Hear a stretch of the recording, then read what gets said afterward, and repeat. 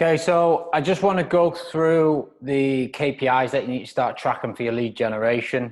It's really important that you know what's working and what's not working, or you end up just flogging a dead horse, banging your head against the wall, getting frustrated and not really moving forward. I'm all about data. You've probably gathered that by now, and I think you speak to any successful business owner, they always want to know what their numbers are. So in these sheets, there's 3 sheets here that you need to work with. So there's kind of your team summary here. So as you build, you have more reps that work for you and more people on the acquiring side of things, because that's how it works. You want to be as active as possible on acquisitions. So this gives you a team overview. And basically these all here drop down per month. And it will also tell you what day you're on in terms of, there'll be a yellow column somewhere. So you can figure that out. And what we want to do is, by now you'll understand that spending time in direct messaging conversations on Facebook or in possibly Open Rent, I would guess is the only other conversational platform where we might be going after landlords. The more time you spend in there having good conversations, the more that comes out. So ManyChat, as you start building your chat bots and your flows, you'll be able to then go into your audience section and you'll be able to have a look at your tags, and then you'll be able to prospect your tags. So if someone's downloaded, your SA management guide, then you go and tag them and you go and prospect them for that service. If someone's gone on a quick sale, you do follow-ups. And then obviously your number of outbound calls to estate agents. So track these in terms of minutes, because it's hard to track the number of conversations and the number of outbound calls to estate agents. Again, you can do that in minutes if you want. Controlling opportunities. So these are properties that we won't own, but we will control them for profit. Rent to rent, rent to SAs, lease options, that sort of thing. And asset building opportunities is pretty much buy, refurb, refinance type stuff. So the total opportunities will schedule how many viewings you've booked and how many properties you've secured.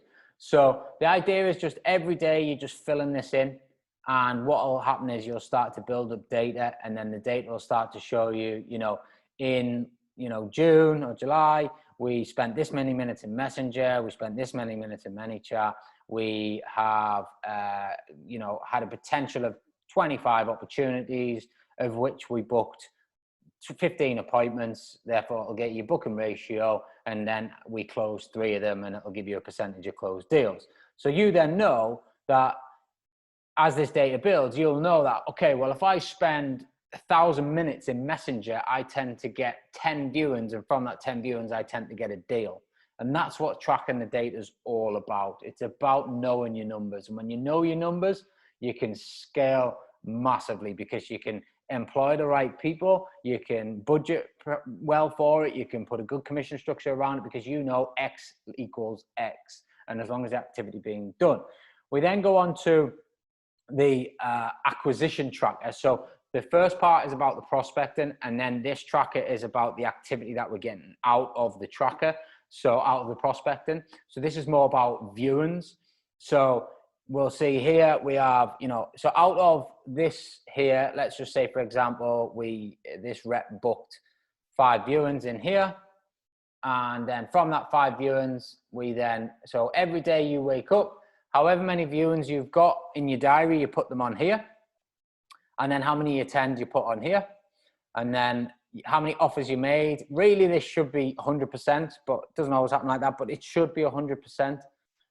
How many sales were agreed and how many sales completed. So there's a big difference between agreed and completed. Now, this could distort your figures slightly in terms of a daily basis, but over the course of time, it still reigns true. I want to know how many offers, how many sales we agreed on an annual basis to how many we actually completed on. So, i.e., we might agree 100 sales, but we might only complete on 85, 15 fell through. So when I'm projecting for the next year, and if I want to then get 200 sales, I know that I'm more than likely going to need to agree 230, because the percentage that drops off. So this is important. These columns auto-populate your percentages.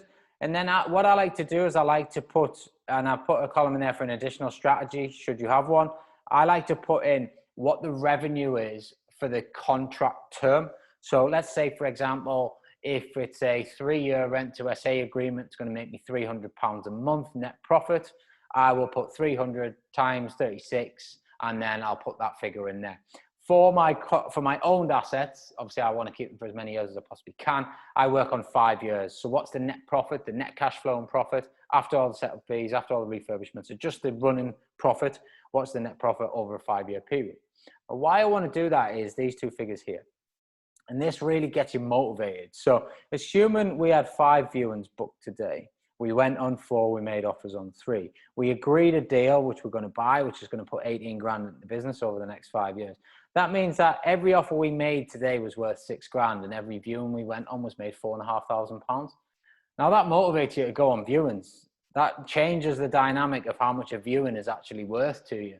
And over time, this data plays out and your figures will be there. And again, we'll be able to know, okay, if I want to earn £180,000 over the next 5 years, I need to go on 50 viewings. If I do 50 viewings this week, I'm going to make X amount of offers, and and the numbers all run through. So it's really important that you do live, breathe, and die by these spreadsheets, because if the more you put in these, the more you track them, the more religious you are, the more data you've got, the more you know what you've got to do on a daily basis to make your business scale at mass. Last sheet on this front is your projection sheet. Now, if you are at the stage where you're getting people to do, the viewings and things for you, and they're part of your business, maybe they're internal deal sources or people that you're JVing with as deal sources, you want them to set their own projections. You don't want to give them a number, because then they're like, oh, that's his number, I don't think it's realistic, I'm not going to do it. What you want to do is build a culture around success. And every week I have a team meeting, and in the team meeting, I get the guys who are out on the floor doing the viewings on the acquisitions. They are, deciding how many, based on their numbers, they run these sheets. So they know that, okay, I need 5 viewings because, I want to make 18 grand. So if they want to make 18 grand this week, they know that they've got to get on 5 viewings. So they're going to put projection of 5 viewings in there. But, it's up to them where they are in terms of their bonuses and where I want to go to. But obviously I have a good conversation with them, and I say, listen, we need to acquire 2 or 3 properties this week. I need 2 controlling assets. I need 1, acquired asset ideally. So I need, X, Y, Z from you. You're behind on your KPIs, whatever it might be. You're ahead of your KPIs, but let's keep the pedal on the gas. It's all about that communication of where we want to go as a business, and obviously where we are in terms of funding and how much cash we've got to spend and that sort of thing. So at the beginning, you're going to know that because it's going to be you doing this. But as you leverage, you've got to start thinking team-wise. So assets acquired, property acquired, total revenue. And again, it's just very similar. These are exactly the same as this spreadsheet here. It's the same stuff. It's just they're projecting what they're going to do for the week. And then as they go through the week, they fill in, what their actuals are, and then you review it at the end of the week. And then this is the end of the month. So how many, current, and how many have they projected, So that's as easy as it is. And as long as you're religious with your KPI tracking, then you will be able to not only motivate yourself, but move the needle as and when you see fit. You'll know what's required to get the results that you need. So all the trackers are in the section below the video. Get them downloaded. Make sure you make a copy and save them into your Google Drive, and then use them religiously every single day from now on. Any questions on it, please feel free to ping it in the group as always. But hopefully this has made it a bit clear for you.